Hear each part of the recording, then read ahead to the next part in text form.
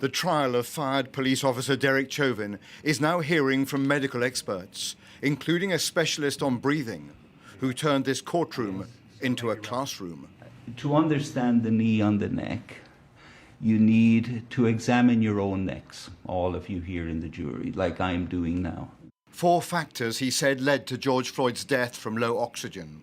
That he's turned prone on the street, that he has the handcuffs in place combined with the street, and then that he has a knee on his neck, and then that he has a knee on his back and on his side.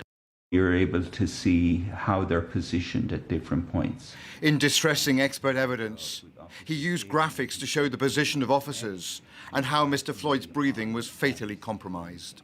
It was almost to the effect as if a surgeon had gone in and removed the lung. Not quite, but along those lines. So there was virtually very little opportunity for him to be able to get any air to move into the left side of his chest. Would this be in any way akin to breathing through a small opening like a straw? Yes, it would. So, I mean, when you have to breathe through a narrow passageway, it's like breathing through a drinking straw. But it's much worse than that, because breathing through a drinking straw, I mean, is somewhat unpleasant, but not that unpleasant. And then it gets much worse than that.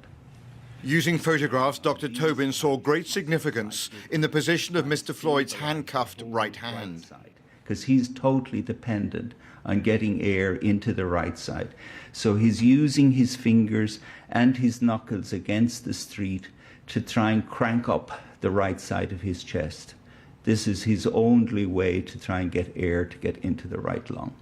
Every time they take a fentanyl dose. Chauvin's defense team is continuing to suggest that illicit drugs taken by Mr. Floyd were a factor in his death. The end result of fentanyl can include respiratory depression.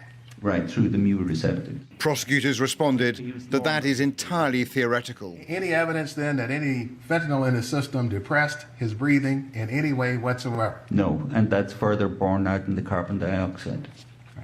Thank you, Dr. Tobin. No further questions. At the heart of this case is the precise cause of Mr. Floyd's death. Was it Derek Chauvin's knee on the neck or some other factor? Robert Moore, News at 10, in the United States.